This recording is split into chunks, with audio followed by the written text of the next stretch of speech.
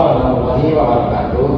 Perkenalkan, nama saya Ridho Aulia dengan NIM 2438117. Nah, di sini saya akan mempresentasikan hasil dari GPT yang saya bikin, yaitu mata kuliah usul fikih dengan materi yang pertama itu ada pengertian usul fikih, di mana usul fikih ini adalah ilmu yang membahas kaidah serta metode yang digunakan untuk menggali dan merumuskan syariat dari dalil-dalil yang terperinci.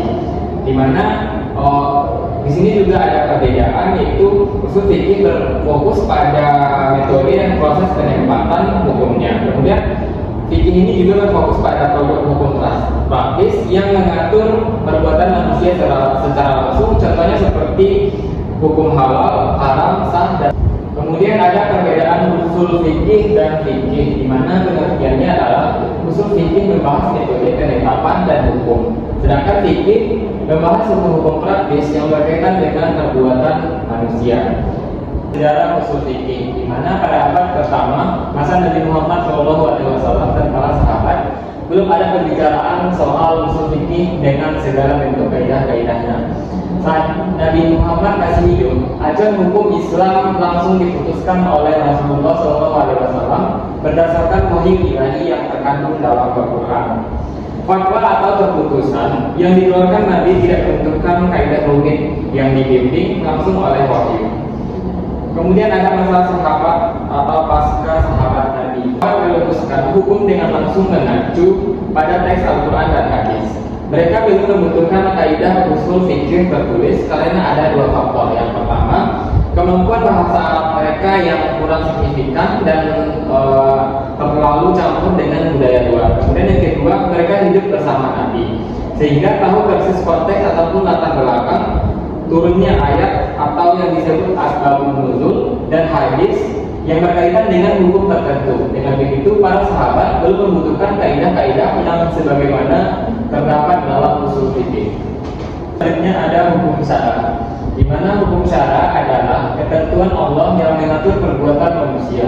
Unsurnya meliputi hukum taklifi, hukum wadini, hakim, makhluk bin, yang selanjutnya ada hukum syara, di mana hukum syara adalah ketentuan Allah yang mengatur perbuatan manusia. Unsurnya meliputi hukum taklifi, hukum selanjutnya ada hukum syara, di mana hukum syara adalah ketentuan Allah yang mengatur perbuatan manusia. Unsurnya dapat meliputi hukum taklifi 5 macam. Yang pertama ada wajib, sunnah, haram, dan juga makruh. Satu lagi ada rubah. Kemudian selanjutnya ada hukum wadi'i. Hukum wadi'i adalah ketentuan Allah yang menjadikan sesuatu sebagai sebab, syarat, penghalang, sah, atau batalnya suatu hukum.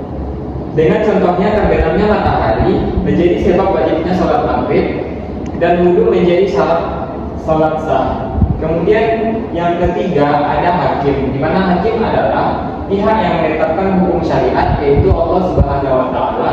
Allah sebagai pembuat hukum yang menentukan ketentuan yang harus dipatuhi oleh manusia.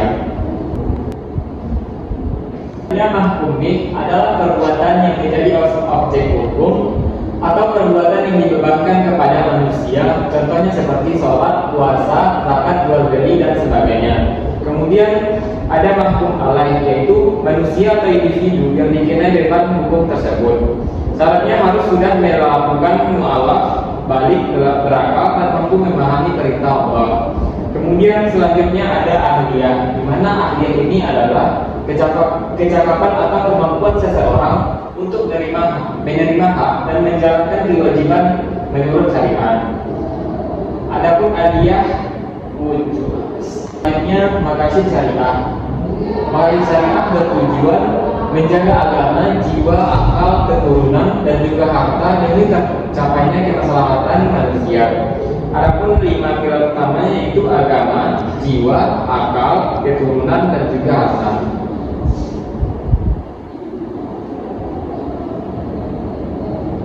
Sebagai sumber hukum, di mana Al-Quran adalah sumber hukum utama dalam Islam yang menjadi pedoman bagi seluruh umat Islam. Sunnah sebagai sumber hukum. Sunnah berfungsi menjelaskan, menguatkan, dan melengkapi hukum yang terdapat dalam Al-Quran. Sunnah sebagai sumber hukum. Sunnah berfungsi menjelaskan, menguatkan, dan melengkapi hukum yang terdapat dalam Al-Quran. Selanjutnya, ijtihad adalah upaya sungguh-sungguh seseorang mujtahid untuk menetapkan hukum terhadap persoalan yang belum dijelaskan secara tegas. Selanjutnya ada ijma. Ijma adalah Al-Quran yang bersumber dari hukum utama dalam Islam yang menjadi pedoman bagi seluruh umat Islam. Selanjutnya ada kias. Nah, kias ini adalah metode penerapan hukum dengan cara menganalogikan suatu masalah yang baru dengan masalah yang telah memiliki ketentuan hukum sendiri. Yang ada istihsan. Istihad ini adalah meninggalkan ketentuan yang umum dan menuju ketentuan lain yang dianggap lebih membawa kemaslahatan. Biasanya kayaknya ada adalah kebiasaan yang berlaku dalam masyarakat dan dapat dijadikan sebagai dasar hukum selama tidak bertentangan dengan syariat Islam. Selanjutnya ada istihad, di mana pengertiannya adalah mempertahankan hukum yang telah ada sampai terdapat dalil yang dapat mengubahnya. Selanjutnya ada maslahah masalah. Apa sih maksudnya? Di sini merupakan penetapan hukum berdasarkan pertimbangan kemaslahatan hukum yang tidak bertentangan dengan syariat Islam. Selanjutnya ada saat al-zariyah, di mana upaya menutup jalan yang dapat menimbulkan kerusakan atau kemudaratan bagi manusia yang melanggar hak. Selanjutnya ada saat al-zariyah. Apa sih maksud saat al-zariyah ini? Yaitu menutup jalan yang dapat menimbulkan kerusakan atau kemudaratan bagi orang-orang yang tidak menjalankan perintah-perintah atau tidak sesuai dengan syariat Islam. Kemudian selanjutnya ada syar'u man qablana, yaitu syariat umat yang terdahulu yang dapat dijadikan hukum selama tidak bertentangan dengan ajaran Islam. Selanjutnya ada fatwa kontemporer, di mana fatwa kontemporer ini yang membahas tentang persoalan modern yang membutuhkan penetapan hukum sesuai dengan perkembangan zaman. Jadi perkembangan zaman ini sangat menentukan tentang persoalan-persoalan yang ada ataupun aturan-aturan yang menyesuaikan tiap-tiap zaman. Selanjutnya ada relevansi usul fikih dalam ekonomi dalam keuangan Islam. Usul fikih menjadi landasan dalam pengembangan ekonomi dan juga keuangan syariah agar sesuai dengan prinsip-prinsip Islam. Selanjutnya ada pengantar fikih adalah produk hukum, yang contohnya hukum jual beli online itu boleh, hukum riba itu haram. Nah, usul fikih adalah metodologi alat atau kompas yang digunakan para ulama untuk merumuskan hukum fikih tersebut, di mana langsung bersumber dari sumber utamanya, yaitu Al-Quran dan hadis. Nah, tanpa usul fikih ini, seseorang tidak bisa mengekstraksi hukum dari dalil agama secara sembarangan saja. Nah, dari sini letak pentingnya materi pada gambar tersebut. Misalnya ekonomi terus berkembang pesat, sementara teks Al-Quran dan hadis sudah final atau tidak dapat diubah atau tidak dapat diubah lagi. Sedangkan usul fikih ini menjadi jembatan yang dapat menghubungkan teks masa lalu dengan realita ekonomi yang terjadi pada zaman sekarang ini. Kemudian yang selanjutnya, mengapa usul fikih ini sangat relevan dengan ekonomi modern? Nah, menurut saya, di dunia keuangan saat ini dipenuhi dengan inovasi baru yang tidak ada pada zaman Nabi Muhammad SAW, seperti dompet digital, saham syariah, asuransi, hingga transaksi pay letter. Untuk menentukan apakah inovasi ini halal atau haramnya, para ahli ekonomi Islam dan Dewan Syariah Nasional atau yang disebut juga sebagai DSN MUI menggunakan instrumen-instrumen dalam usul fikih. Di antaranya, yang pertama ada kaidah fikih umum atau yang disebut dengan al-aslu fil muamalah al-ibadah, di mana hukum asal dalam urusan muamalah atau transaksi ekonomi yang terjadi pada saat sekarang ini adalah boleh, kecuali ada dalil yang melarangnya. Kaidah ini juga memberikan fleksibilitas yang luar biasa bagi perkembangan syariah. Artinya, bank syariah boleh membuat produk keuangan jenis baru apapun, asal di dalamnya tidak mengandung unsur-unsur yang dilarang seperti riba. Nah, riba ini adalah bunga atau keuntungan yang tidak adil. Kemudian selanjutnya ada garam. Garam ini adalah ketidakpastian atau penipuan serta spekulasi yang sangat tinggi. Kemudian selanjutnya ada maisir. Maisir ini adalah perjudian atau untung-untungan yang dikerjakan sekelompok manusia yang tidak sesuai dengan syariat Islam. Kemudian selanjutnya ada zulm. Ini bermaksud adalah kezaliman atau eksploitasi terhadap salah satu pihak. Contohnya, ketika kita rapat, misalkan ada yang ngomong sama kedua, itu dia sengaja mengeksploitasi temannya untuk memihak dirinya, dan temannya yang satu lagi itu dijauhin gitu. Ada konsep maqasid syariah atau tujuan hukum Islam. Usul fikih mengajarkan kita bahwa setiap hukum Islam itu dibuat dengan kemaslahatan manusia. Sebelumnya ada konsep maqasid syariah atau tujuan hukum dalam Islam. Hukum fikih mengajarkan kita bahwa setiap hukum Islam dibuat dengan kemaslahatan manusia. Salah satunya dari 5 tujuan utama syariat. Hifz alma, yaitu menjaga harta.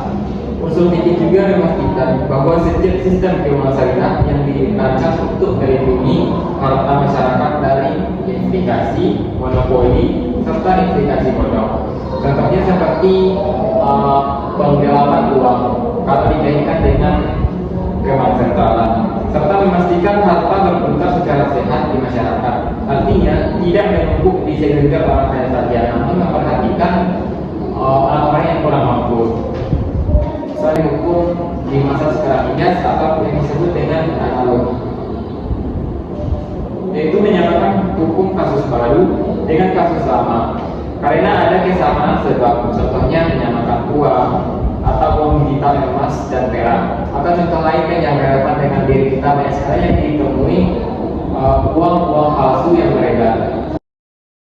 Selanjutnya masuk ke sisi pertanyaan dengan pertanyaan mengapa usul fikih penting bagi mahasiswa ekonomi dan juga keuangan Islam dalam menghadapi perkembangan ekonomi dan juga transaksi keuangan di zaman modern pada saat sekarang ini.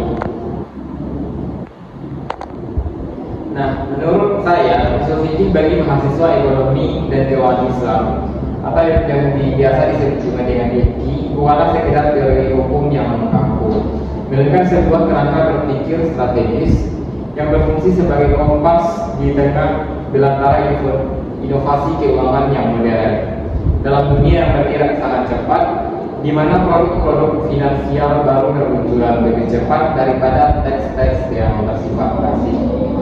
Usul fikih berperan sebagai perangkat metodologis yang menghubungkan antara prinsip-prinsip syariah yang abadi dengan realitas transaksi yang terus berubah. Secara deskriptif, pentingnya ilmu ini terletak pada kemampuan memberikan otonomi intelektual bagi seseorang akademisi atau juga praktisi ekonomi. Tanpa penguasaan usul fikih, seseorang hanya akan menjadi konsumen fatwa yang hanya menjadi menerima ataupun halal atau haram tanpa memahami mengapa demikian dan bagaimana juga hukum tersebut diambil.